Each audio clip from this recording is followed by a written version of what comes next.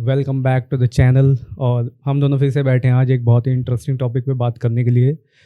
जैसा कि आप लोगों को पता है, अभी वीर सावरकर मूवी जो है रिलीज हुई है, तो वही चीज़ आज नवल ने थोड़ी प्रिपेयर करी है, थोड़ी रिसर्च करी है मूवी उसने। देखी है मैंने पूरी। और मूवी भी देखी है उसने, मैं मूवी देख कर आया हूँ। क्योंकि मुझे टाइम नहीं मिल पाया। मैं भी देखूंगा इसको, लेकिन आज थोड़ा नवल से जानते हैं कि उसने इस मूवी में क्या क्या देखा, हाँ। है ना।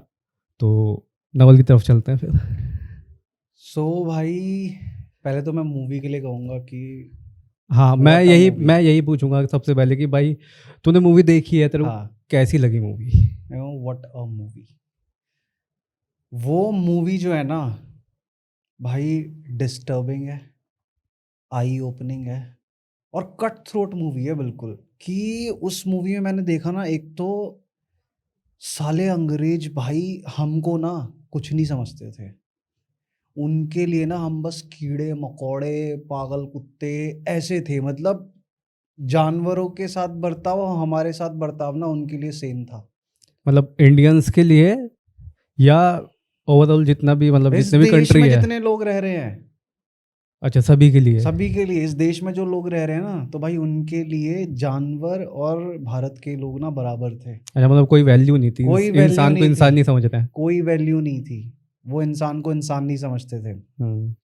मैं बताता हूँ, मूवी की जो ओपनिंग सीक्वेंस है वो ही इतना ज़्यादा मेरे को कर दिया। वैसे हम स्पॉइलर डिस्कस करेंगे इस मूवी में, तो मूवी की स्टोरी प्रॉपर डिस्कस होगी। अगर किसी ने मूवी नहीं देखी है और वो स्पॉइलर नहीं चाहता है तो स्किप कर सकता है वो इन पार्ट्स को और मूवी देख ले वो। और मैं कहूँगा कि सजेस्ट करूँगा, मूवी बहुत अमेजिंग है। नहीं, लेकिन मैं एक चीज़ कहना चाहूँगा, इसमें स्पॉइलर भी कुछ नहीं होगा, क्योंकि यही सारी चीज़ें, जो भी फैक्ट्स वगैरह जो रणदीप हुड्डा ने वहाँ पर दिखाया ना मूवी में, हाँ, तो ये सब चीज़ें वही हैं जो जो ऑलरेडी इतिहास में लिखा हुआ लिखा हुआ है ना। बट बस इतिहास में मैं बता रहा हूँ भाई, जैसे इतिहास में लिखा तो हुआ है, बट जो हम एक मेन स्ट्रीम हिस्ट्री पढ़ते हैं ना, मेन स्ट्रीम हिस्ट्री बोले तो अपने स्कूल की बुक्स, कॉलेज की बुक्स, जिसमें हम नेहरू, गांधी और बाकी सब लोगों के बारे में पढ़ते हैं ना मोस्टली, उन बुक्स में ये चीज़ें नहीं मिलेंगी। जो जिन लोगों ने स्टडी करी है, अलग से जानने की कोशिश करी इन लोगों के बारे में, जिन लोगों को पता था इन लोगों के बारे में, उन लोगों ने अलग से बुक्स लिखी हैं। अच्छा, वो मतलब इतिहास को उन्होंने दोबारा लिखा है ये लिखा चीज़। है, ठीक है, अलग से बुक्स लिखी गई है। लेकिन जो मेन स्ट्रीम हिस्ट्री बुक्स है ना, कॉलेजेस का जो करिकुलम है, स्कूल का करिकुलम है, उसमें तुम्हें हिस्ट्री नहीं मिलेगी। नहीं, वीर सावरकर का नाम पढ़ा कभी हमने? मैंने तो भाई, मैं जानता ही नहीं था वीर सावरकर। नहीं जानते, स्कूल हाँ, में हमने पढ़ा ही नहीं। वो तो हम लोग अब ये चीज़, अब ये फील्ड अब में आए, थोड़ा हम सा लोग स्कूल पॉडकास्ट पास करते आउट हैं। हुए और थोड़ा सा जानने की कोशिश करी, क्यूरियोसिटी हाँ, हुई हिस्ट्री को तब हमें पता चला इस बारे में। क्योंकि हमारा इंटरेस्ट अभी इस चीज़ में जागा है, तो हम थोड़ा हिस्ट्री वगैरह हाँ, रिसर्च करते हैं हम लोग। करते हैं। तब हमें नाम दिखाई दिया वीर सावरकर। एग्जैक्ट। तो मैं बता रहा था, मूवी का जो ओपनिंग सीक्वेंस है, मूवी जब शुरू होती है, प्लेग फैला था हमारी कंट्री में। हाँ, महामारी जिसे कहते हैं। हाँ, ठीक है।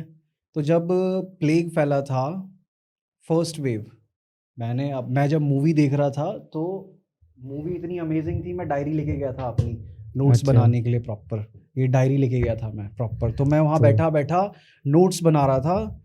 तो भाई, उस मूवी की सबसे खास बात मेरे को ये लगी कि वो मूवी अपने हर एक इंसिडेंट को, जो मेजर इंसिडेंट जब मूवी में होता है ना, ट्रांजिशन होता है first incident to second incident, date, month और ईयर और जगह प्रॉपर मेंशन है उस मूवी में। मतलब आप, ऐसा लगता है कि भाई इस मूवी को देखते हुए कि वन बाय वन हिस्ट्री का एक एक चैप्टर अनफोल्ड हो रहा है हमारे सामने। अच्छा, पेज पलटते जा रहे हैं। हाँ, कि हिस्ट्री और हमारी आंखों के सामने चल रही है। चैप्टर 1 यहाँ कंप्लीट हुआ, फिर उसके बाद स्टोरी यहाँ से यहाँ मूव करती है। तो 1897 में प्लेग पेंडेमिक शुरू हुआ था हमारी कंट्री के अंदर, ठीक है। तो उस प्लेग में जो वीर सावरकर के जो फादर थे, वो डेथ हो जाती है उनकी, ठीक है, प्लेग से ही, ठीक है। अब मूवी में वो सीन इतना इमोशनली दिखाया गया है ना, तो उसमें क्या था, उस टाइम पे प्लेग के टाइम पे आइसोलेशन में रहा करते थे बंदे। तो जो उनके फादर थे, वो आइसोलेटेड एक कमरे में थे। तो जैसे ही आके वो गेट खटखटाते हैं ना, तो वो गेट खोलते हैं, तो वो चिल्ला के बोलते सबको, मुंह ढको सबके सब अपने, और वो बोलते हैं कि मेरे को कोई भी देखने नहीं आएगा मैं कितना ही चिल्लाऊंगा, रोऊंगा, तुम्हें आवाज़ें लगाऊंगा, लेकिन तुम मेरे को देखने नहीं आओगे, मेरे पास नहीं आओगे। तो मूवी का सीन दिखाते हैं प्रॉपर कि वो गेट बंद कर लेते हैं, 2-3 दिन वो खूब चिल्लाते हैं, लास्ट में बोलते हैं पानी दे दो, ये दो, लेकिन उन्होंने बोला हुआ था कि मैं कितना ही रोऊंगा, चिल्लाऊंगा, कुछ भी मांगूंगा, मेरे पास मत आना। क्योंकि अच्छा। प्लेग का उस टाइम पे ये था कि अगर आपको हो गया तो सीधा डेथ है, उसका कोई वो नहीं था। अब सीन क्या होता है कि जब वो दिखा रहे होते हैं ना कि वो डेड बॉडीज को कैसे ले जाते हैं, और ये सारा काम कर कौन रहा है भाई? अंग्रेज थोड़ी ना करते थे ये सारा काम, डेड बॉडीज को ले जाना, लोगों को मारना पीटना। ये साले इंडियंस ही थे सारे के सारे। अच्छा, इंडियंस ही इंडियंस को पीटते थे। प्रताड़ित कर रहे हैं वहाँ पर, हाँ, हैं? वो जितने भी क्या कहते हैं, वो गोली चमड़ी के आगे जो झुक गए, जिनको लगा कि नहीं भाई हम तो इनके साथ रहेंगे तो हम बचे रहेंगे, वो लोग ही मारते पीटते थे अपनी बाकी इंडियंस को। होता क्या है कि मूवी में भाई सीन, उनको जो ठेले ठूले होते हैं ना, उसमें सारी बॉडीज को ऐसे फेंका हुआ है, जैसे कूड़ा कबाड़ा इकट्ठा करके ले जाते हैं ना, ऐसे ठेले में बॉडीज को फेंका हुआ है। बॉडीज ले जा रहे हैं, बॉडीज को फेंक रहे हैं नीचे, लात मार मार के गड्ढा खोदा हुआ है बहुत बड़ा, उसमें फेंक रहे हैं बॉडीज को, और माचिस डाली, आग लगा दी। मैंने देखा उस सीन को ना भाई, मेरी बुद्धि खराब हो गई, गुस्सा आया। उस फर्स्ट मोमेंट से मेरे को गुस्सा आ गया कि मतलब ये हालत थी भाई, हमें मतलब इंसानों को इंसानों की तरह ही ट्रीट नहीं किया जाता था। और जबकि भाई कोई दूसरा नहीं है, अपने इंडियन भाई लोग ही हैं। अपने इंडियंस ही हैं, ठीक है। बट उनका ये मेंटेलिटी थी कि हम इनकी बात मानेंगे, हम इनकी चाकरी कर लेंगे, नौकर बन के रहेंगे तो हम बचे रहेंगे। मे भी ऐसा हो सकता है ना कि उन लोगों को लगता हो, जो इंडियन थे, जो ये चीज़ें कर रहे थे, कि अगर हम ऐसा करेंगे तो जो ब्रिटिशर्स हैं उनको अच्छा लगेगा, हमें इनाम देंगे। हाँ हाँ बिल्कुल, उन लोगों का ये मानना था साहब कि भाई ये तो मजबूत लोग हैं। तो कुछ फट्टू टाइप के इंसान होते हैं ना कि भाई ये मजबूत है, हम तो मजबूतों के साथ खड़े रहेंगे, हमारा क्या है, तो हमें मार पीट के फेंक देंगे। अच्छा। ठीक है, तो वो उनके साइड हो गए सारे के सारे, उनकी गुलामी, उनकी नौकरी करने लगे सब। और उसके बाद फिर जो अंग्रेज अपने टट्टुओं को बोलते थे कि इन इंडियंस को मारो, इन इंडियंस को पीटो, इनकी मेरे को इस घर में से ये औरत उठा के ला के देना, मैं इसके साथ रेप करूंगा, ये वो करते थे ये सब काम। तो ये चीज़ है। अब फिर उसके बाद वो सिनेरियो हुआ, फिर उसके बाद जो मोमेंट आता है कि वीर सावरकर को इंस्पिरेशन कहाँ से मिली कि भाई मेरे को स्वतंत्रता सेनानी बनना है, कि भाई मेरे को करना है कुछ। तो चापेकर बंधु थे, ठीक है, 3 भाई थे, आपका बालकृष्ण चापेकर, वासुदेव चापेकर और दामोदर चापेकर। तो उन लोगों ने क्या करा था, उन लोगों ने 22 जून 1987 पूना में, ठीक है, एक ब्रिटिश ऑफिशियल को, वो जा रहा था रास्ते से, उस ब्रिटिश ऑफिशियल को गोली मार दी थी, पॉइंट ब्लैंक। अच्छा, ठाए गोली। मतलब उसका क्या रीज़न था वो गोली मारने का? उसका रीज़न यही सब कि वो जो ब्रिटिश हायर ऑफिशियल्स था वो बहुत ज़्यादा पंगे कर रहा था वहाँ पे, कि वही सब जो करना, लोगों को उठाना, मारना, पीटना, ठीक है, अच्छा। ये सब। तो उन्होंने कहा कि इसको मार देंगे हम। उन्होंने मार दिया उसको, तीनों पकड़े गए और उन तीनों को फांसी चढ़ा दी, तीनों भाइयों को, तीनों वो हाँ दे दी सजा। अब हाँ फांसी हो गई, तो वो शहीद हो गए वो। तो उस टाइम पे ये होता था, रेवोल्यूशनरीज का, क्रांतिकारी हुआ कि भाई या तो हम अंग्रेजों को मारें और पकड़े ना जाए, ठीक है, या फिर होना है तो हम शहीद हो जाएं, ताकि दोनों सिनेरियोज में अगर हम मारते रहेंगे, पकड़े नहीं जाएंगे, तो हम और लोगों को इन्वॉल्व कर सकते हैं अपने साथ, जोड़ते रहेंगे और लोगों को, हमारी ये जो क्रांति आगे बढ़ती रहेगी, ठीक है। और अगर पकड़े जाएंगे, शहीद हो जाएंगे ना, फांसी पे चढ़ जाएंगे, तो हम मिसाल बन जाएंगे, शहीद कहलाएंगे, तो हमारी मौत से और लोगों को आग भड़केगी, गुस्सा आएगा, तो और लोग इन्वॉल्व होंगे क्रांति में, ठीक है। तो जब वो 3 चापेकर बंधुओं को फांसी पे चढ़ा, तब वीर सावरकर को गुस्सा आया, तब उस चीज़ से उनको इंस्पिरेशन मिली कि भाई अब मैंने सशस्त्र क्रांति लानी है। काली माता के सामने मूवी में पूरा सीन है, वो अपने टीनेज में है और काली माता के सामने उन्होंने पूरा शपथ लेते हैं कि मैं शपथ लेता हूँ कि मैं सशस्त्र क्रांति करूँगा, ठीक है, या तो इन अंग्रेजों को मारूंगा या फिर मर जाऊंगा इन अंग्रेजों को मारते मारते। अच्छा, ये उन्होंने कसम खा ली थी। फिर क्या थे। अच्छा, यहाँ पे मैं एक चीज़ पूछना चाहूँगा। मैंने देखा है काफ़ी लोग इस मूवी को जो है अपोज भी कर रहे हैं, तो इसमें कुछ है ऐसा कि इसको अपोज किया जाए? हाँ, जो कांग्रेस के अंध समर्थक है वो अपोज कर रहे हैं इस मूवी को। सिर्फ एक ही पार्टी के जो हैं। हाँ मतलब जो उस चीज़ से रिलेट करते हैं, जो एक फेक हिस्ट्री फैला रखी है, एक फेक नैरेटिव बना रखा है उस इंसान के बारे में, वीर सावरकर के बारे में। तो जो उस फेक नैरेटिव को मानते हैं वो लोग अपोज कर रहे हैं इसको बिल्कुल। अच्छा, बाकी तो और कोई ऐसा मुझे लगता नहीं है कि भाई कुछ कोई देखो सिंपल सी बात है ना, कोई रीजन नहीं है उस बंदे को क्या कहते हैं कि हेट देने का। हाँ, जैसे मैंने वो मूवी देखी, खाली मैंने वो मूवी नहीं देखी भाई, उस मूवी को देखने के बाद जो उस मूवी में इंसिडेंट्स के नाम पूरा, मैं कह रहा हूँ ना कि पूरी मूवी ऐसा लगता है कि एक हिस्ट्री चैप्टर है जो वन बाय वन अनफोल्ड हो रहा है आपके सामने। तो मैंने वो सारे डेट्स लिखी वहाँ पे बैठे बैठे, ये डायरी में सब कुछ लिखा मैंने। अब मैंने आके इंटरनेट पे फिर क्रॉस चेक भी करा इसको। अच्छा, ठीक है कि भाई क्रॉस चेक भी तो करूं। तो अब जैसे लोग बोल रहे हैं कि ये प्रोपेगेंडा मूवी है उस बंदे का नाम साफ करने के लिए। अब मैंने कहा ठीक है भाई, हम भी तो देखे जरा। मैं आया घर पे, मैंने आके हर एक इंसिडेंट को गूगल पे टाइप करा, क्या 1905 में ऐसा हुआ था, क्या इतने साल में इतनी तारीख में बॉम्बे प्रेसिडेंसी में ऐसा हुआ था, दिल्ली में ऐसा हुआ था। इंटरनेट पे साफ दिखा रहा हुआ था ऐसा। तो कहाँ से मतलब फिर हेटफुल स्पीच ये फैला रहे हैं? फिर जो चीज़ें हैं, जो तथ्य हैं, वही तो मूवी में दिखाया गया है, और जो रियलिटी है वो सिर्फ और सिर्फ इसलिए है भाई क्योंकि लोगों को पूरी बात पता नहीं है, पूरा वो जानना चाहते नहीं। जो वो जानते हैं बस उसी चीज को लेके वो कर रहे हैं जो उनको आता है। तो अब बाकी तो भाई करने दो। रणदीप हुड्डा ने भी बोला है कि भाई कहने दो जो कहना चाहता है, मैंने इस मूवी में टोटल सच दिखाया है। ठीक है। और वैसे ये हकीकत है कि रणदीप हुड्डा ने सब जितने भी फैक्ट्स वगैरह हैं, है ना, वो सब उस मूवी में डाले हैं। A to Z हर चीज़ मिलेगी। जो तुम इंटरनेट पे अगर अलग से भी रिसर्च करने जाओगे वही चीज़ सेम मिलेगी तुम्हें वो मूवी में। रियलिटी है, मैंने खुद करा है भाई वो चीज़। तो अब उसके बाद क्या होता है कि उनको क्या था कि वो ना बचपन से ही बहुत पढ़ते थे। ठीक है, स्टार्टिंग से ही उनको सीक्रेट सोसाइटीज टाइप क्रिएट करने का ना शौक कहो, या फिर ये कहो कि उनको ये एक टूल था उनके पास। तो जब वो अपने टीनेज ईयर्स में थे ना, उन्होंने एक सीक्रेट सोसाइटी बनाई थी, मित्र मेला। मित्र महिला, महिला नहीं, मित्र मेला। अच्छा, मित्र मेला। हाँ, मित्र मेला करके एक सीक्रेट सोसाइटी बनाई थी। अब उस सीक्रेट सोसाइटी में वो क्या करते थे, जितने भी आसपास के एरिया के बच्चे थे, ठीक है, उन सबको सीक्रेट सोसाइटी में बुलाते थे। और बच्चों को? हाँ, जो टीनेज बच्चे थे उनके साथ, टीनेजर्स जो थे, हाँ, उनकी एज के टीनेजर्स बच्चे जो थे उनको बुलाते थे। और उनका ये काम होता था उनको शपथ दिलवाना, और उनसे ये कहते थे कि भाई तुम अपने घर से ना हर एक छोटा हथियार लेकर आना।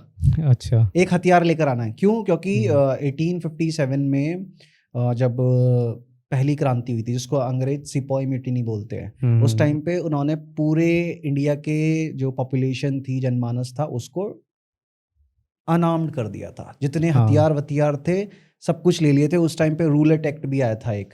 ठीक है, ये तब की बात है, मैं बताता हूँ कि तब रानी लक्ष्मीबाई थी, हाँ, तात्या टोपे, नाना साहब, ये सब थे, है ना। तो उस टाइम पर जब पहली बार अंग्रेज भारत में आए थे, तो तब उस टाइम पे इन्होंने देखा था, मतलब जितना भी इन्होंने गणना की, तो अंग्रेज जो थे वो 44,000 की इतने ही थे, मुट्ठी भर अंग्रेज थे। उन्होंने गणना की अपने इंडियन सिपाही की, तो ये थे 10 लाख के करीब, है ना। तो इन्होंने प्लान बनाया कि हम एक रात में इनका सफाया कर देंगे, आराम से, है ना, आराम से।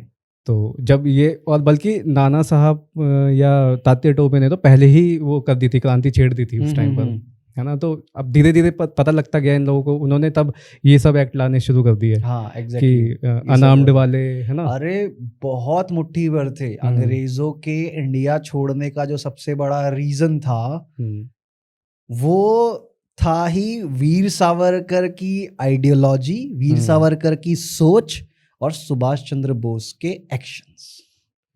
मेन रीजन तो खैर यही था, सबसे बड़े रीजंस यही है। भले ही चाहे लोग कुछ भी कहते रहे कि गांधी, नेहरू, ये सब, हम ये नहीं कह रहे कि उनकी वजह से नहीं हुआ होगा, उनकी अपनी जगह है। हाँ, उनकी उस पूरे सिनेरियो में, उस पूरी पिक्चर में उनकी अपनी जगह है।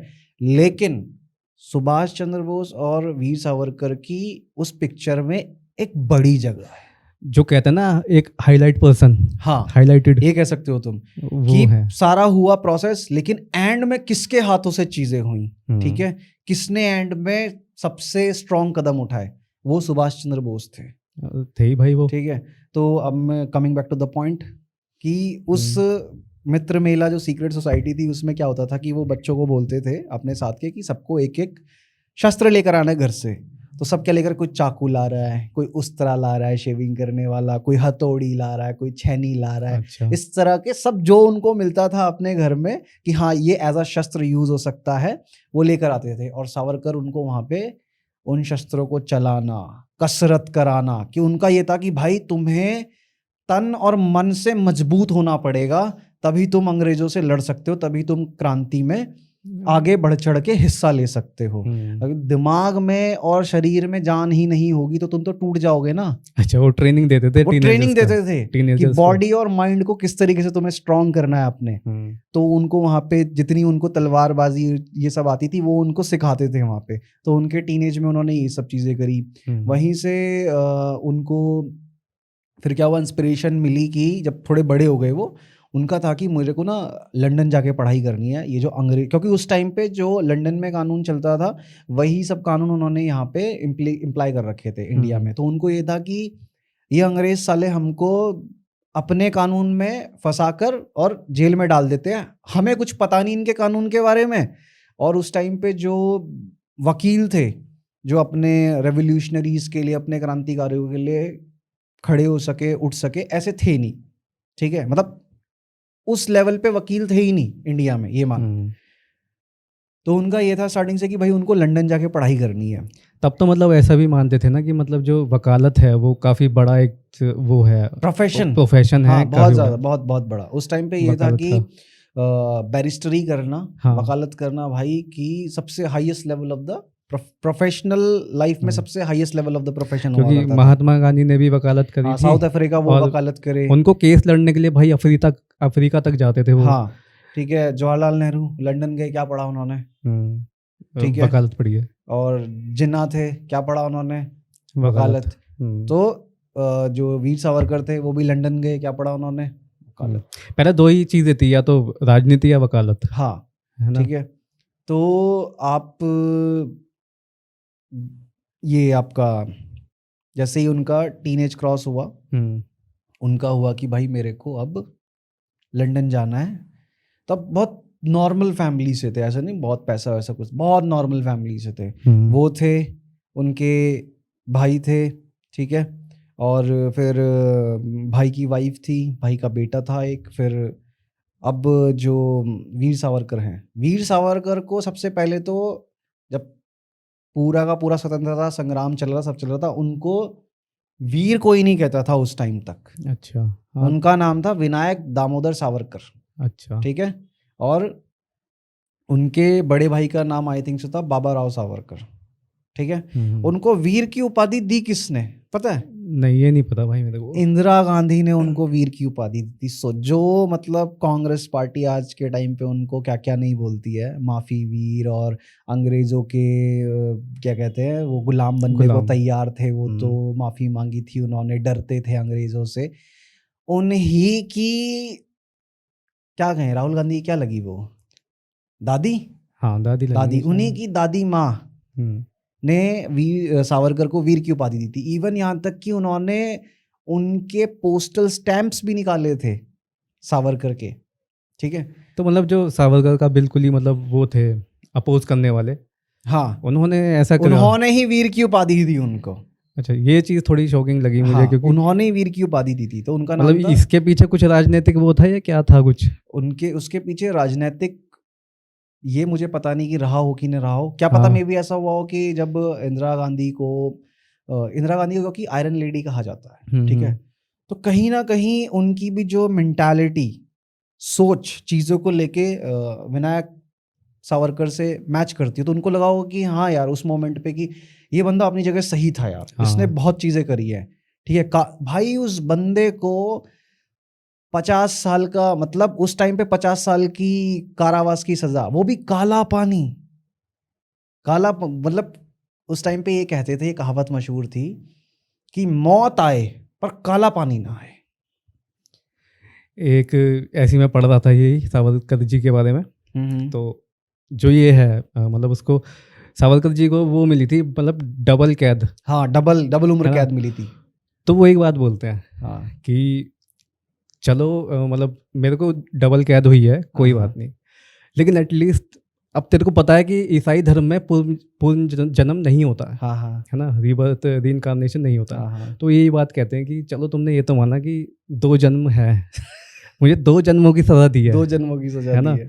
तो कोई बात नहीं, तुमने मेरे को 2 सज़ा दी हैं, लेकिन तुमने हमारी हिंदू आइडियोलॉजी को तो माना। हाँ 2 जिंदगी 2 मानी है ज़िंदगी तुमने 2 ज़िंदगी मानी हाँ है। एग्जैक्टली। अब मैं तेरे को बता रहा था कि उनका लंदन जाने का सिलसिला कैसा स्टार्ट होता है। तो अब उनको लंदन जाना था पढ़ाई करने के लिए, तो उनकी जो शादी होनी थी, तो जो उनके ससुर थे वो पहले तो वो शादी करना नहीं चाहते थे, क्योंकि उनका ये था कि भाई मेरे को जो है पूरा क्रांति में, इंडिया की सशस्त्र क्रांति में अपना दिल दिमाग तन मन धन जो है मेरे पास, वो मेरे को सब लगाना है। ठीक है, कल के दिन मुझे कुछ हो जाता है, मैं मर जाऊंगा, तो मैं खाली अपनी ज़िंदगी ख़राब करूंगा, है ना? जाऊंगा तो मैं जाऊंगा, all will be on me, मेरे पीछे कोई और कॉन्सिक्वेंसेस बेयर नहीं करेगा। ठीक है, तो जब उनकी शादी होती है तो वो ये बोलते हैं कि पहला तो ये कि भाई, जो उनके ससुर थे उनसे बोलते हैं कि भाई आपको मेरी जो लंदन की जो वो होगी वो आपको स्पॉन्सर करनी होगी, मेरी एजुकेशन पूरी हो। पैसे वाले थे उनके ससुर जी। अच्छा। ठीक है, बोलते कि भाई स्पॉन्सर करना होगा। दूसरा, आपको आपकी बेटी को ये बताना होगा कि मेरा जो लक्ष्य है ना जीवन का, वो है सशस्त्र क्रांति। ठीक है, अगर आपकी बेटी हाँ बोलती है तो ही मैं शादी करूँगा। तब उन्होंने हाँ बोला, और लंदन जाने से पहले उनको पुणे की फर्गसन जो यूनिवर्सिटी है वहाँ की स्कॉलरशिप मिली। वो पहले वहाँ गए पढ़ने के लिए, ग्रेजुएट होने के लिए। ठीक है, वो वहाँ गए तो वो उस कॉलेज में जाके उन्होंने एक और सीक्रेट सोसाइटी बनाई, अभिनव भारत। अच्छा। अभिनव भारत करके सीक्रेट सोसाइटी बनाई, और उस सोसाइटी में उन्होंने लोगों को जोड़ना शुरू करा। वो ये कहते थे जिस तरीके से मत्सनी ने इटली बनाया था, सशस्त्र छीन कर उनके ऊपर जिन लोगों ने वो क्या कहते हैं राज कर रहे थे, उनको मार पीट कर, उस तरीके से हम भी, वो सिर्फ भारत नहीं बोलते थे, वो कहते अखंड भारत बनाएंगे हम। हाँ, मैंने एक फोटो देखी है, उनके पीछे लिखा भी है। हाँ, वहाँ मतलब फोटो वो बना रखी कहते है, भाई अखंड भारत। अखंड भारत होगा, होगा तो अखंड भारत होगा। तो अखंड भारत की सशस्त्र क्रांति वो करना चाहते थे। ठीक है, तो फर्गसन यूनिवर्सिटी में उन्होंने अभिनव भारत करके सबसे पहली वो बनाई अपनी सीक्रेट सोसाइटी। सॉरी, दूसरी, पहली वो अपने टीनेज में बना चुके थे, फिर दूसरी उन्होंने फर्गसन कॉलेज में बनाई, अभिनव भारत। उससे उन्होंने काफ़ी लोगों को जोड़ना शुरू करा। अच्छा। स्टूडेंट्स को वो आते थे, रूम में शपथ दिलवाते थे। फिर काफ़ी मतलब उनका ये था कि हर कस्बे में 5 मेंबर होंगे अभिनव भारत के। ठीक है, और वो एक दूसरे को जानते नहीं होंगे सिर्फ इसलिए कि पता चलो कि कल के दिन किसी कस्बे, क्योंकि उनके ऊपर ब्रिटिश जो सीक्रेट सर्विसेज थी उनकी नज़र रहती थी। अच्छा, वो जो इंडियन हाउस था, इंडिया हाउस जो नहीं था? नहीं, वहाँ नहीं, अभी तो पुणे में ही है वो। अच्छा, अभी पुणे में है। पुणे में है वो, तो पुणे में ही उन्होंने की ब्रिटिश सीक्रेट सर्विसेज वाले जो थे एजेंट्स, उनकी नज़र पड़ गई थी सावरकर पे कि ये ऐसे सीक्रेट सोसाइटी बना के चला रहा है। तो उनका ये था कि हर कस्बे में 5 बंदे होंगे मेरी सीक्रेट सोसाइटी के, पर वो एक दूसरे से जानते नहीं होंगे। ठीक है, उनको पता नहीं होना चाहिए कि ये 5 लोग इसी जगह के आपस में भी। और वो मिलते थे तो एक उनकी जगह थी, पहले तो वो हॉस्टल में रहते थे। ठीक है, तो कॉलेज के हॉस्टल में ही उनका मिलना होता था।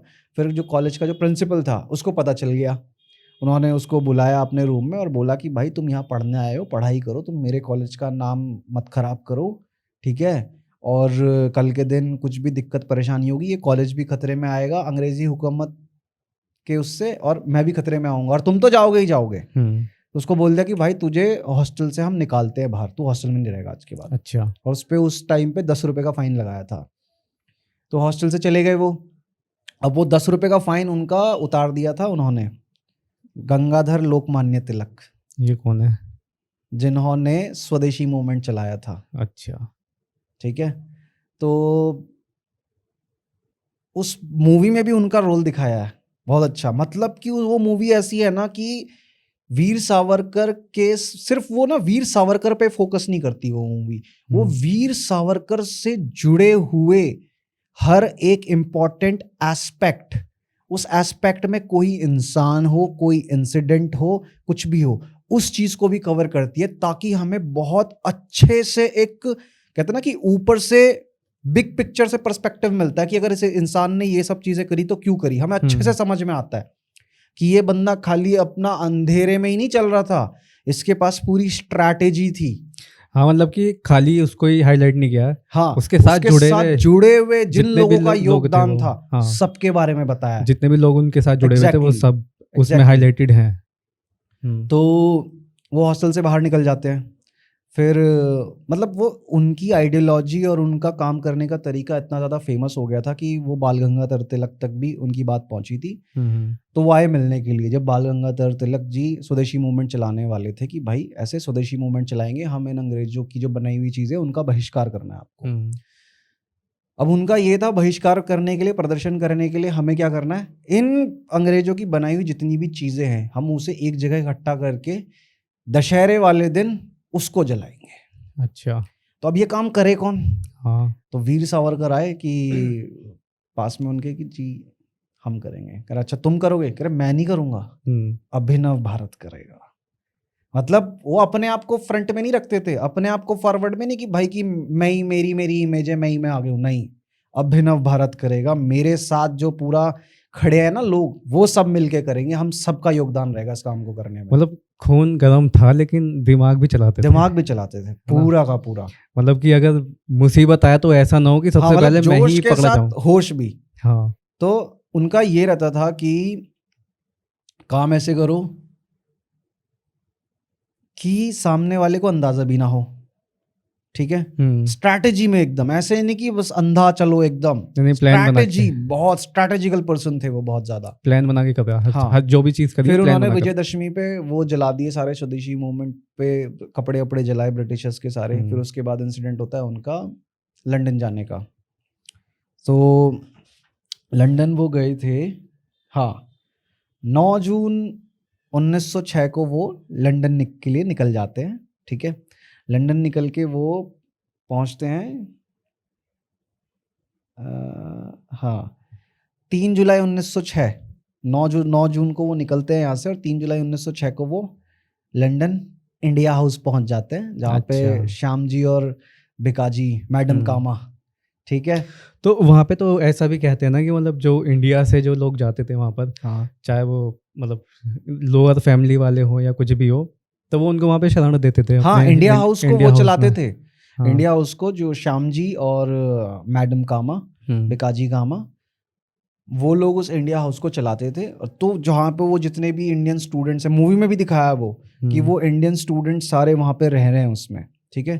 तो वहाँ पे उनको पहुँचे, वहाँ पे पूरा अपना कॉलेज जाना, अंग्रेज़ों का लाइफस्टाइल समझना, उनकी मेंटालिटी समझना, सोच समझना, उन्होंने वहाँ सबका। और फिर वहाँ पे उन्होंने उन स्टूडेंट्स के साथ लंदन में एक सीक्रेट सोसाइटी फिर से बनाई जिसका नाम था फ्री इंडिया सीक्रेट अच्छा, मतलब ये सोसाइटी। जहाँ गए हैं वहाँ एक सोसाइटी जरूर बनाई है वहाँ पे, ठीक है। वो इसी तरीके से ऑपरेट करना पसंद करते थे। अच्छा। क्योंकि अगर उनका मानना ये था कि अगर हम हमेशा नजरों में रहेंगे तो पकड़े जाने का खतरा है। और वो ये कहते थे कि क्रांतिकारियों की जगह जेल में नहीं है, जेल में रहोगे तो क्या ही कर पाओगे, मतलब टाइम वेस्ट हो रहा है ना आपका।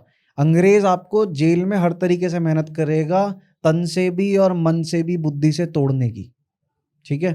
हाँ, जेल में रहोगे तो ज्यादा से ज्यादा क्या होगा, मार देंगे बस, खत्म खत्म कहानी। फांसी पे लटक जाओगे, ये हो जाएगा, मृत्यु हो जाएगी। और जितने मान लो 20-25 साल के लिए आजीवन कारावास होगा तुमको, जैसे उनको डबल हुआ था 50 साल का आजीवन कारावास, ठीक है। तो उनका ये कहना था कि क्रांतिकारियों की जगह जेल में नहीं है, बाहर रहो, काम करो, देश के लिए काम आओ, कैसे भी आओ, चाहे प्राणों की आहुति देके काम आओ, लेकिन काम आओ। तो जब वो लंदन गए तो वहाँ उन्होंने फ्री इंडिया सोसाइटी बनाई, ठीक है। तो हाँ, वहाँ पे जो स्टूडेंट्स का ग्रुप था मूवी में दिखाया है, तो जितने स्टूडेंट थे उसमें था एक बंदा MPT आचार्य। तो वो लड़का क्या करता था, उस लड़के का अंग्रेजों के जो वो थे, अंग्रेजों की सीक्रेट सर्विसेज के हेड थे, वहाँ उसका कनेक्शन था। तो वो बंदा पता क्या करता था, वो बंदा उन लोगों की जासूसी करके वहाँ सारी इंफॉर्मेशन, वो मुखबिर टाइप था वो, अच्छा, ठीक है। मदन लाल ढींगरा ने पकड़ लिया उसको, हम्म, वो लाया भाई और सावरकर के पास, बोला कि इसको सबक सिखाना पड़ेगा। सावरकर, मूवी में सावरकर डायलॉग बोलते हैं ऐसे कि भाई ऐसे बंदों को तो जान से मार देना चाहिए। अच्छा। उसकी हवा टाइट हो जाती है तो इनकी ढींगरा साहब की। नहीं, एमपीटी आचार्य की, अच्छा। ठीक है।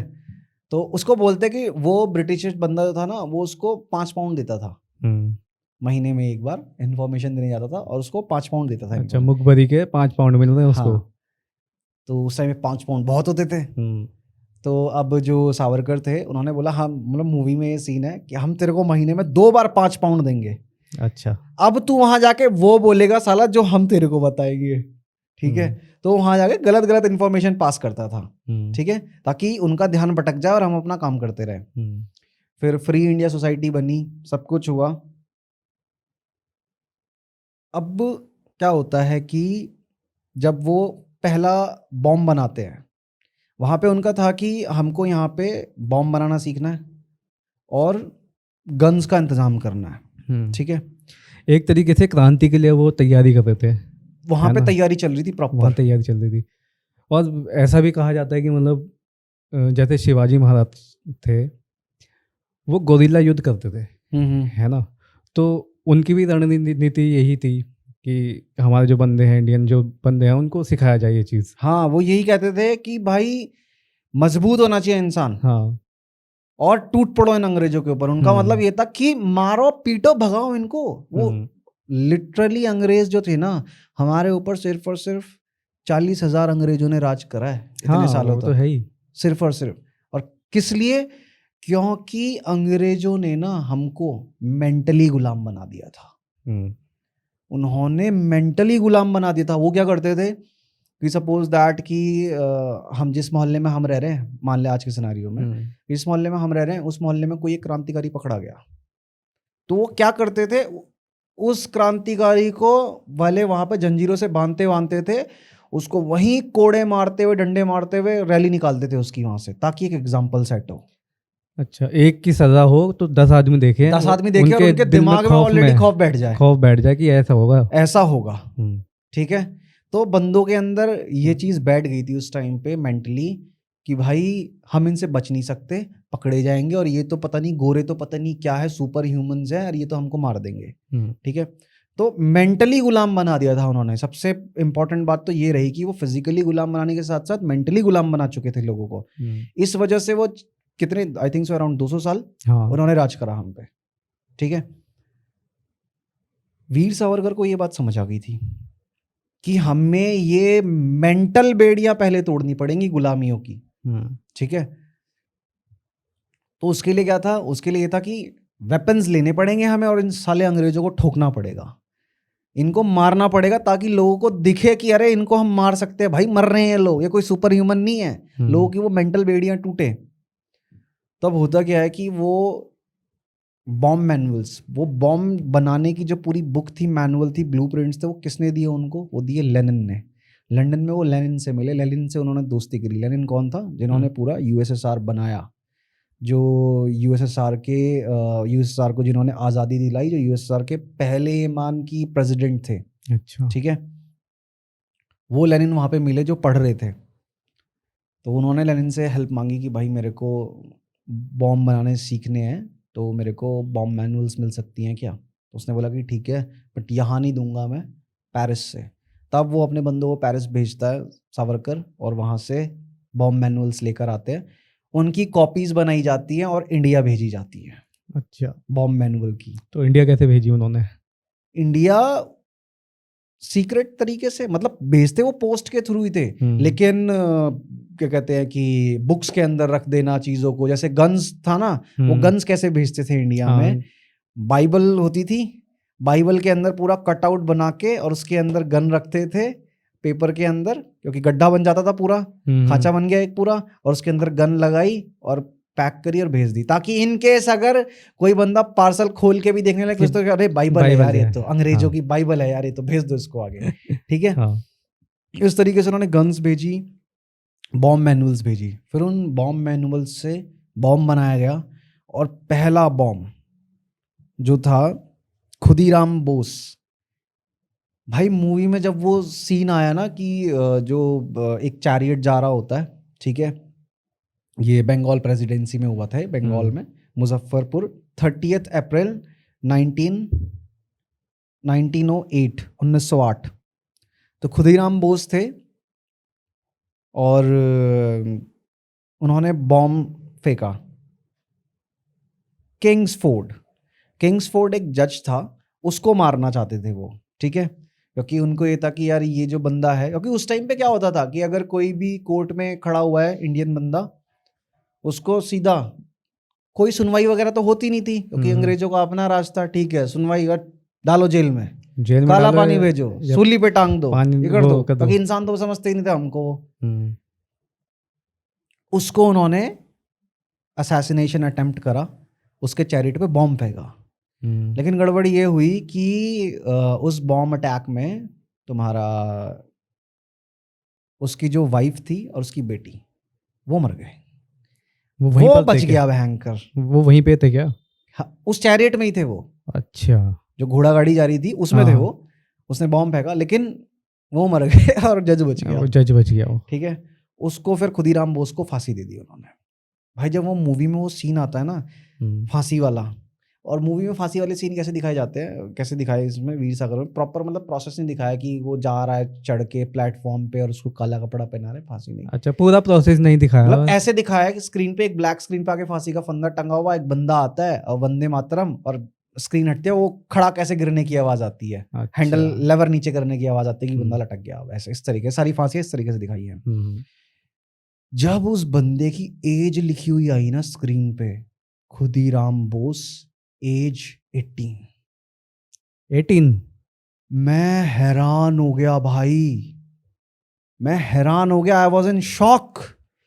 18 साल का ये, इतना जुनून क्रांति का, दिल में भाई फांसी पे लटकने को तैयार है। उसको पता था कि मैं बॉम्ब फोड़ रहा हूं तो एट लास्ट अगर मैं पकड़ा जाऊंगा तो what will be the result, hmm, मुझे फांसी होगी, मैं मरूंगा ही मरूंगा, ये मुझे मार देंगे। लेकिन हम्म। उसके बावजूद भी भाई उस बंदे ने वो चीज करी।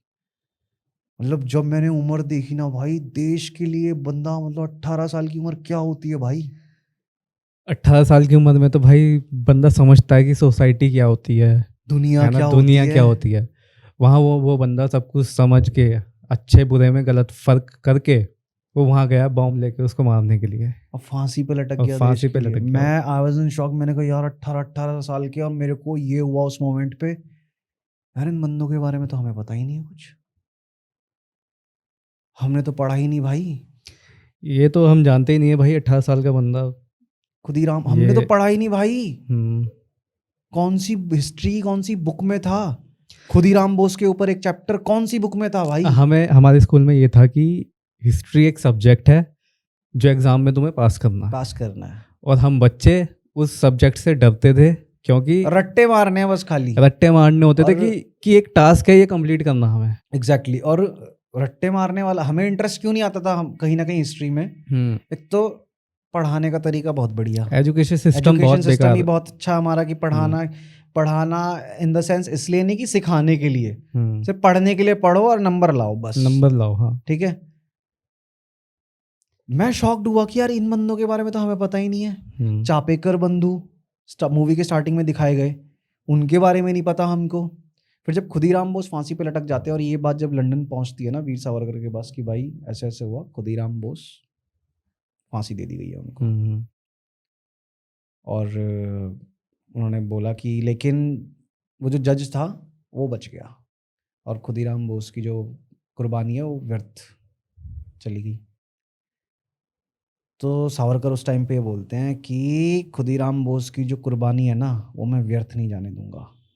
और उस टाइम पे वो मूवी में बड़ा हाई पॉइंट है, वो उनके हाथ में किताब होती है जिन्होंने लिखी होती है, उस किताब को दिखा के बोलते हैं कि ऐसे 1000 खुदीराम बोस मैं बो दूंगा भारत की जमीन में, कि फिर वो खुदीराम बोस जब बड़े होंगे ना, वो जो जुनून बो दूंगा खुदीराम बोस जैसा, तो कमी नहीं होगी हमारे पास ऐसे बंदों की जो इन अंग्रेजों की ऐसी की तैसी मारेंगे।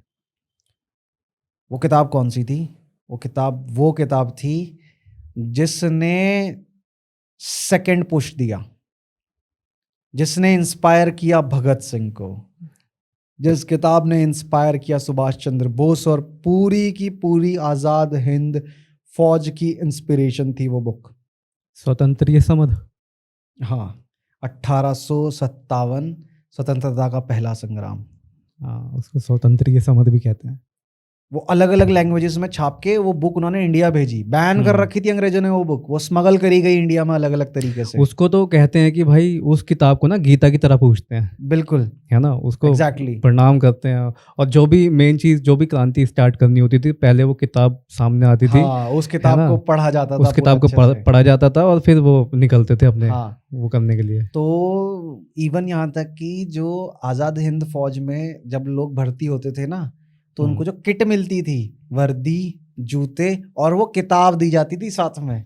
अच्छा, कि ये किताब पढ़नी है आपको, किट में वो किताब मिलती थी प्रॉपर। अब सोच वो किताब कितनी पावरफुल है भाई। बहुत पावरफुल, तभी तो बैन करा था अंग्रेजों ने उसको। लेकिन वो जैसे तैसे उन्होंने इंडिया भिजवाई, लोगों ने पढ़ना शुरू करा उसको। और भगत सिंह ने ही उस किताब को पढ़ के उसके अंदर भाई इतना जुनून आया, जो लेजिस्लेटिव असेंबली में उन्होंने बॉम्ब ब्लास्ट करा। अच्छा, मूवी में ये भी दिखाया गया है कि भगत सिंह गए थे उनके पास। हाँ, मूवी में सीन है, वो है प्रॉपर दिखाया गया कि भगत सिंह जाते हैं वीर सावरकर के पास मिलने के लिए। हाँ। उस टाइम पे वीर सावरकर को काला पानी की जो सजा थी वो हो जाती। अभी मैं उस पॉइंट पे बाद में आऊंगा, भगत सिंह वाले पे। अभी बता दो काला पानी पहुंचे कैसे वो। अच्छा। आधे लोगों को तो यही नहीं पता कि वीर सावरकर को सजा हुई तो काला पानी क्यों हुई थी भाई उनको सजा। ठीक है, आधे लोगों को तो यही नहीं पता, क्योंकि जब पूरी स्टोरी नहीं पता उनको, तो काला पानी की सजा जब मेरे को भी नहीं पता था ना, तो लोग कहते वीर सावरकर ने काला पानी की सजा भोगी थी। यही तो मेन चीज तो ये है कि वीर सावरकर पे कोई भी मतलब जो भी इल्जाम थे ही नहीं कुछ। हाँ, है ना, कोई ऐसा मोटा इल्जाम नहीं था कि जिससे उनको उम्र कैद हो या फांसी की सजा हो।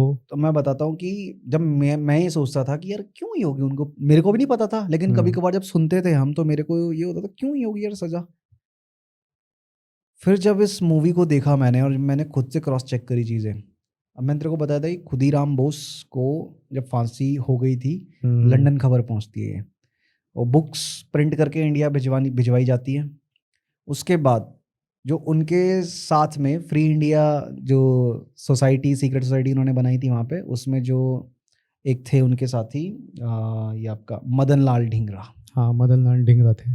मदन लाल ढींगरा थे। तब वो बोलते हैं कि भाई अब चलो, अब हमें यहाँ लंदन की सरजमी पे भी अपनी क्रांति का जो है ना वो करना पड़ेगा।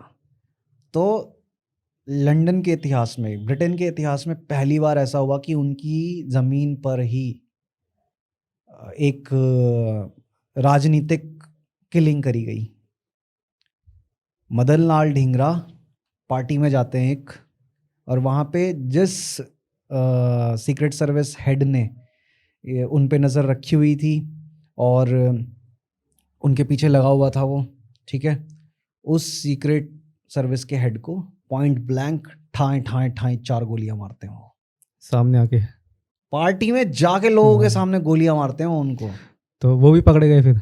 वो फिर अपने आप को गोली मारने की कोशिश करते हैं, पर इतने में बंदूक की गोलियां खत्म हो जाती है। अच्छा, ठीक है, तो उनको पकड़ लिया जाता है और कोर्ट में चलता है उनका केस, उनको फांसी दे दी जाती है। फिर उसके बाद क्या होता है कि उसके बाद भाई अंग्रेज वो भी पकड़ लेते हैं, क्या जो वो बुक्स भेज रहे होते हैं गन के साथ। अच्छा, इंडिया वो भी पकड़ी जाती है। वो भी पकड़ लेते हैं। और उसके बाद आपका जो बॉम्ब मैनुअल्स थी वीर सावरकर के घर में, वो भी मिल जाती है, क्योंकि वीर सावरकर बॉम्ब मैनुअल्स भेजते थे इंडिया में। और उनके जो बड़े भाई थे, जब वीर सावरकर यहाँ से गए लंदन, तो उनके बड़े भाई यहाँ पे बाबा राव सावरकर, वो यहाँ पे अभिनव भारत सीक्रेट सोसाइटी चला रहे थे। अच्छा, ठीक है, उन्होंने वो सीक्रेट सोसाइटी का सारा संभाल लिया था। उसके बाद उनको पकड़ा गया, क्योंकि उनके घर से वो सारी बॉम्ब मैनुअल्स मिल गई थी। उनको पकड़ा गया, उन्होंने पूछा बताओ भाई कौन कौन थे, और जो उनके सारे जो साथी पकड़ लिए थे उनको पीट रहे थे उनके सामने, बोलो बता दो कौन कौन थे तुम्हारे साथ में इन्वॉल्वमेंट, और ये जो सजा मिल रही है ना ये बंद हो जाएगी। अच्छा, तो वो बोलते कि मैं ही था जो कर रहा था, मैं ही कर रहा था। उनको उठा के काला पानी भेज देते हैं। फिर वहां से सावरकर, जब लंदन में वो केस हो जाता है ना, तो सावरकर फ्रांस जा चुके थे। तो फ्रांस में जैसे आज के टाइम पे होता है ना कि भारत से कुछ लोग भाग के लंदन पहुंच गए यहाँ पे कांड करके या घोटाला करके, हाँ तो इंडिया वाले वहां जाके उनको कुछ नहीं कर सकते, पकड़ नहीं सकते, हाँ, जब क्योंकि तक उन्होंने उनकी पॉलिटिकल असाइलम ले रखा है वहां पे। हाँ हाँ तो ऐसे ही उस टाइम पे फ्रांस में लोगों ने पॉलिटिकल असाइलम ले रखा था। वो फ्रांस गए किसके पास? श्याम जी और जो मैडम कामा थी, वो उनसे पहले इंडिया हाउस छोड़ चुके थे, क्योंकि उनको पता चल गया था कि जो ब्रिटिश सीक्रेट सर्विस है वो नज़र रखी हुई है उन पे। अगर वो पकड़े जाएंगे तो जो बाहर, जो इंडिया से बाहर जो चीज़ें चल रही हैं, इंडिया के जो रेवोल्यूशन की बातें, न्यूज़ और अंग्रेजों की जो एट्रॉसिटीज़ हैं, वो सब बाहर बताते थे लोगों को दुनिया में। तो बाहर जो उनकी जो क्रांति को फैलाने का और सपोर्ट जुटाने का जो काम था वो उन दोनों का था। तो अगर उन दोनों में से कोई पकड़ा जाता तो भाई फिर उनका वो काम भी रुक जाता। हाँ तो फिर इसलिए वो लोग पहले ही लंदन छोड़ के फ्रांस जा चुके थे, पेरिस। तो सावरकर उनके पास पहुंचे रहते हैं और वहाँ बात तो होती है कि भाई तुम अब यहीं रहो, यहीं से रह के करना है जो करना है। तो सावरकर कहता है कि नहीं, यहाँ रह के मतलब इतना कुछ नहीं हो पाएगा, मैं वापस लंदन जाता हूँ। ये लंदन जाओगे तो यार तुम्हें वो फिर पकड़ लेंगे फिर वो। तो कह रहे कि तो फिर लंदन जाऊंगा तो पकड़ लेंगे तो क्या हुआ, ज़्यादा से ज़्यादा 3 साल की सज़ा दे सकते हैं वो मुझे वहाँ के कानून के हिसाब से। उनको ये था, उन्होंने तभी तो वकालत करी लॉ इसलिए पढ़ा था उन्होंने वहाँ पे कि ताकि जान पाए हर चीज़ हाँ, कि कि जान मेरे पाए हर अधिकार चीज़। क्या है। हाँ, मेरे अधिकार क्या है उनके हम्म। कानून के हिसाब से। तो कह रहे कि मेरे को वो इस काम के लिए सिर्फ ज़्यादा से ज़्यादा 3 साल की सज़ा दे सकते हैं, और उनके खिलाफ कोई ऐसे फर्स्ट हैंड सबूत नहीं था। हाँ ठीक है, वापस लंदन गए वो। लंदन में जाते ही उनको पुलिस पकड़ लेती है, पुलिस पकड़ के लेती है, वो खुद जाते हैं सामने की पकड़ लो मैं हूँ वीर अच्छा, सावरकर, ठीक है। सरेंडर कर देते हैं। हाँ, तो पकड़ लेती है पुलिस, जाके वहाँ पे केस चलता है उनका। लेकिन जैसा उन्होंने सोचा था ना कि मेरे को यहीं मेरा केस चलेगा, यहीं सुनवाई 3 साल में होगी, 3 साल की निपट जाएगा। होगी, निपट जाएगा, जो होना होगा हो जाएगा, ऐसा कुछ नहीं होता। अंग्रेज उनको पकड़ते हैं और इंडिया वापस भेज देते हैं। उसमें उस तब ऐसा होता है ना कि उसको कहते हैं कि ये बहुत खतरनाक आदमी है, बहुत खतरनाक आदमी है ये। इसको छोड़ दिया तो भाई फिर हाँ, ये पूरे अंग्रेज जितने भी हैं हाँ, सबको निपटा देगा, या हाँ, अकेला ही हाँ, बंदा। बिल्कुल बिल्कुल। तो उनको इंडिया वापस भेजते हैं। अब इंडिया जहाज में भेजते हैं, पानी के जहाज में। अब जैसे ही वो फ्रांस के तरफ से जा रहे होते हैं, वो उनके जो गार्ड्स उन पे लगाए हुए थे, ठीक है, तो उन्होंने बोलते कि भाई मेरे को वॉशरूम जाना है। वो जाते हैं वॉशरूम में।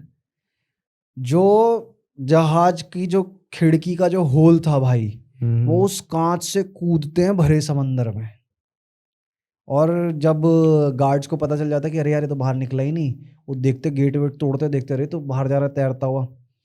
तो वो फटाफट तैर के फ्रांस के बीच पे पहुंच जाते हैं, किनारे पे, और उनके पीछे पीछे जो गार्ड्स थे वो भी पहुंच जाते हैं। वहां पे जाके क्या होता है कि वो उस मोमेंट पे अगर कुछ वो एक मोमेंट ऐसा था कि अगर उस मोमेंट पे जैसा उन्होंने सोचा था वो चीज़ सही हुई होती ना, तो भाई फिर वहां से जो हिस्ट्री मोड़ लेती ना, तो वो अलग ही मोड़ होता।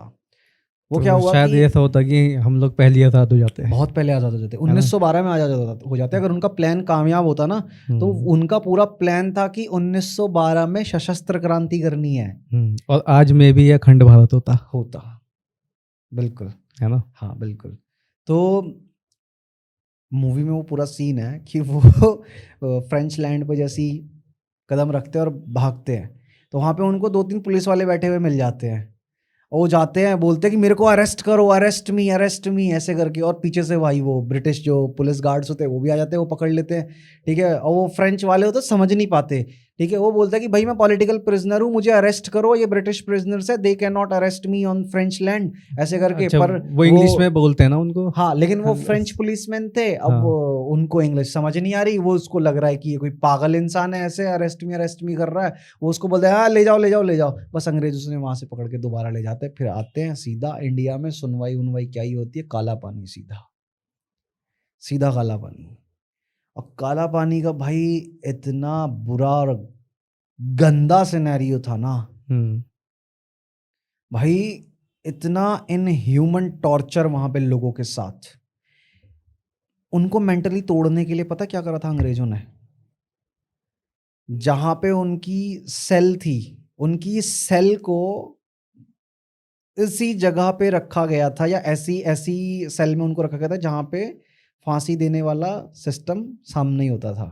मतलब फांसी किसी को दी जाती थी ना, तो उनको दिखता था सामने से कि यार इसको फांसी दी जा रही है, कि उनका मेंटल ब्रेकडाउन हो। और जानबूझ के मतलब डेड बॉडी को उसके उनके सामने भी लाया जाता हाँ, था, ऐसा कुछ कि था। मेंटल ब्रेकडाउन हो उस बंदे का, टूटे वो बंदा। भाई 25 आई थिंक 25-26 ईयर्स में उनको, I think around 22 to 23 years वो रहे वो काला पानी। बहुत बुरी यातना है भाई। खाना पता है कैसा मिलता था वहां पे कैदियों को? कीड़े वीड़े ये सब खाने में। वहां पे कुछ पठान वार्डर्स होते थे जो कैदियों के ऊपर रखे जाते थे, वहां का सब कैदियों को पीटना पाटना ये सब करना। तो वीर सावरकर ने बताया कि वहाँ पे क्या होता था कि वो सारे पठान थे, तो जितने भी हिंदू कैदी होते थे ना, उनसे बोलते थे कि ये आयत बोलो तब रोटी मिलेगी, ये बोलो तब पानी मिलेगा। उस जेल में सुसु पॉटी करने का रात का एक टाइम होता था, ठीक है?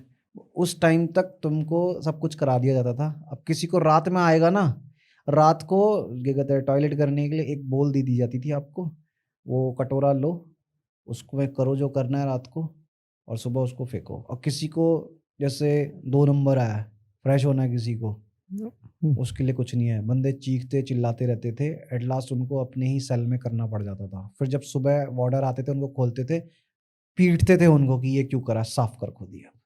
अच्छा, ये हाल थे भाई वहां पे। बहुत ही मतलब खतरनाक था वो चीज। कोहलू से तेल निकलवाया जाता था, कोहलू पे बांध के। अब कोहलू पे एक बैल को बांधो ना तो वो भी पूरा दिन भर नहीं चल पाता। भाई वहां पे कैदियों को कोहलू पे बांध के तेल निकालो सालो, और रुकते थे तो कोड़े पड़ते थे उनको। नहाने के लिए पीने के लिए समुद्र का खारा पानी, इसे पियो। इतनी बर्बरत, मतलब इसीलिए कहते थे भाई मौत आ जाए पर काला पानी ना आए, इसलिए बोलते थे नरक है एक तरीके से। नरक। अंग्रेज पोर्ट ब्लेयर में था वो, ठीक है? तो अंग्रेजों ने स्पेशली वो इसलिए बनाई गई थी कि नरक। अब वहां पे देख, मेंटली ब्रेक डाउन करने के लिए काला पानी की जेल कैसी बनाई गई थी, जो गेट था सेल का, उसके बगल में, सेल का गेट ऐसे अंदर की साइड था और बगल में मोटी सी दीवार रहती थी, ठीक है? वो क्या करते थे, ताले भी नहीं लगाते थे भाई वो। क्या करते थे, कुंडी लगाई, ऐसे लगा दी। अब कुंडी खिसक के, ठीक है, एक बोल्ट होता था, कुंडी खिसक के, कुंडी इस पिलर के अंदर है, एक ऐसे मोखला सा बना रखा है उसमें, उसमें हाथ डालो, कुंडी ऐसे करके लगा दो, इधर से वो निकलेगा पूरा रॉड और जाके लग जाएगा उसमें सेल में, और उसको ऐसे लगा देते थे। और चाबी ऐसे अंदर फेंक दी, ताला वाला वैसे वो लगाते नहीं थे, लेकिन फर्स्ट डे वो क्या करते थे जब कोई कैदी नया नया आता था, अच्छा, उसको दिखाने के लिए, मेंटली तोड़ने के लिए, कुंडी लगाई इधर से और कोई ऐसी चाबी अंदर फेंक दी, ये ले चाबी। अब वो क्या करेगा, चाबी आ गई हाथ में तो क्या करेगा वो? पूरी मेहनत जद्दोजहद रात को, कैसे हाथ पहुंच जाए, वैसे हाथ पहुंच जाए ये, ताकि उसको अच्छे से समझ में आ जाए कि यहाँ से तो भाई कुछ, मतलब उस बंदे के दिमाग में ये बैठता कि भाई चाबी होते हुए मैं यहाँ से नहीं निकल पा रहा हूँ, तो मतलब अब तो जिंदगी खत्म है मेरी। पूरी तरीके से दिमागी तौर पे पागल हो जाते थे बंदे वहां पे। और सोच, उस बंदे को वहां पे ऐसी सेल में रखा गया कि जहाँ से फांसी देने वाला प्लेटफॉर्म सामने दिख रहा है, उसके आंखों के सामने लोगों को फांसी दी जा रही है, उसने कितनी मौत देखी। और ऐसे भी कहते हैं मतलब डेली फांसी होती थी वहाँ पर। हाँ, डेली एक दो वहां जो भी पे है। पीटते पीटते लोगों को मार दिया जाता था, और वो क्या करते थे, उनकी बॉडी उठा के समंदर में फेंक देते थे और रिकॉर्ड में चढ़ा देते थे सुसाइड। बताओ, इस इस तरीके से। और जो आज के टाइम पे ये बोलते हैं ना कि वीर सावरकर माफी मांग रहे थे, अंग्रेजों हाँ, के मैंने सर्वेंट बनने को भी तैयार सुना था थे, कि उनकी ऐसा एलिगेशन लगाया था कि उनकी पार्टी का एक भी बंदा काला पानी नहीं गया है।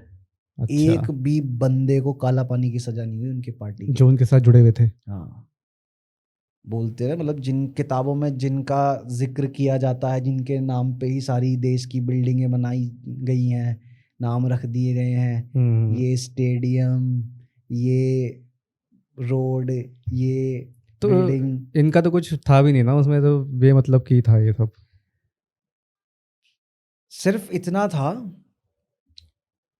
इनके नाम पे सारी चीजें क्यों हुई, क्योंकि जो ट्रांसफर ऑफ पावर हुआ, ठीक है, अंग्रेजों ने जो ट्रांसफर ऑफ पावर किया वो ऐसे लोगों को देना चाहते थे जाते हुए पावर कि हाँ कल के दिन अगर हमें कुछ ज़रूरत पड़ने लगे तो एक हमारा यहाँ पे स्टेटस हो। वो ऐसे लोगों को पावर देके जाना चाहते थे कि जो अंग्रेज़ों को एक पॉजिटिव लाइट में मानते हो। ठीक है, तो पावर उन्हीं को मिली जिन्होंने अंग्रेजों को न मारा न कुछ करा। ठीक है, जिनको ऐसा कह सकते हैं कि बिना कुछ करे फल मिल गया। कह सकता है तो ऐसा कह सकता है तो भाई। उसके बाद 20-23 ईयर्स मूवी में एक बड़ा अच्छा सीन है। बैरी करके एक वो थे जेल, जो जेलर था वहाँ का, तो उस जेल का जेलर था वो। ठीक है, वीर सावरकर की 20-23 ईयर्स की जो सज़ा पूरी हुई थी, तो एक दिन पूरा मूवी में सीन है कि ऊपर बैठा होता है बैरी और ड्रिंक ले रहा होता है अपना। उसको सावरकर को बुलाता है वो, तो सावरकर को लाया जाता है वहाँ पे, तो बोलता है कि यार कि why you hate British so much, why. तो वो बोलता है, वीर सावरकर उससे बोलता है कि I don't hate British, I hate slavery. कि अगर तुम हमको छोड़ देते हो, आज़ाद कर देते हो हमारे देश को, ठीक है, और अपने देश वापस लौट जाते हो, then we can be friends Barry. और हम ऐसे दोस्त बन सकते हैं कि कल के दिन अगर तुम्हारे स्वराज्य, तुम्हारी स्वतंत्रता पर कोई हमला करने की कोशिश करे, then we can fight together. सही बात थी भाई उस बंदे की, कि तुम ये मतलब उसका ये कहना था कि तू बात तो समझ, बात की गहराई तो समझ। मैं तुझसे हेट नहीं करता हूँ, जो तू कर रहा है मेरे साथ मैं उस चीज से हेट करता हूँ। जो तुम लोग इस पूरी कंट्री के लोगों के साथ कर रहे हो, मैं उस चीज से हेट करता हूँ। दोनों बातों में अंतर है ना भाई, और अंग्रेजों से थोड़ी नफरत कर रहा हूँ। और क्या, तुम जो कर रहे हो साला यहाँ के, मैं उससे हेट कर रहा हूँ भाई। क्या आज के टाइम में अंग्रेज इंडिया नहीं आते हैं क्या? आते हैं, बिल्कुल कितने आते सारे अंग्रेज हैं जो उन्होंने यहाँ पे अपनी कंपनीज खोली हुई हैं, जो यहाँ पे जॉब करते हैं, और आधे तो बस भी गए हैं। आधे तो बस भी गए हैं। क्या इंडियंस उनको मार रहे हैं, पीट रहे हैं उनको? नहीं, because we don't hate British. अगर लेकिन वो आज के टाइम पे भी आके अपना वही कॉलोनियल रूल वगैरह स्थापित करने की कोशिश करने लग जाए, तो क्या हम चुप बैठेंगे? नहीं ना, नहीं। आज के पीटेंगे टाइम आज भी। आज के टाइम में तो खैर बहुत ही मोदी जी की कृपा है। हाँ, ये कह सकते हो तो, ये कह आज सकते के हो टाइम तुम। में तो हाँ, क्या हुआ कि फिर वो काला पानी पहुंचे। अच्छा, एक चीज़ और थी इसमें हाँ। कि जो कहते हैं कि सावरकर जी ने माफ़ी पत्र लिखे थे इनको, हाँ, वो ब्रिटिश माफी पत्र गवर्नमेंट की को। मैं बात बताता हूँ। मूवी में उस तो पॉइंट को भी बहुत हाईलाइट किया गया है, सिर्फ और सिर्फ ताकि ये सब चीज़ों को हटाया जा सके, क्लियर किया जा सके क्या था। हाँ वही तो, लोग बाग कहते हैं कि भाई उसने तो माफ़ी मांगी थी। अब वो माफी मांगने के पीछे का क्या सीन था, उसको बोलते हैं मर्सी पिटीशन। जो आज के टाइम में इंडिया की जेल में अगर बंद है ना कोई कैदी, वो आज के टाइम में सुप्रीम कोर्ट या इंडिया के प्रेसिडेंट से भी कर सकता है। मर्सी पिटीशन कहते हैं उसको, कि भाई मेरे से गलती हुई है, क्या कहते हैं, प्लीज मैं ये नहीं करूंगा, ये नहीं दोहराऊंगा। सावरकर जी ने जेल में मौजूद हर एक बंदे के लिए वो मर्सी पिटीशन लिखी थी। ठीक है, अच्छा। और जितने लोगों के लिए उन्होंने लिखी थी उसमें से बहुत सारे लोग, आई थिंक सो, मैं ये कहूंगा कि सारे ही लोगों को छोड़ दिया था, लेकिन सावरकर को नहीं छोड़ा था।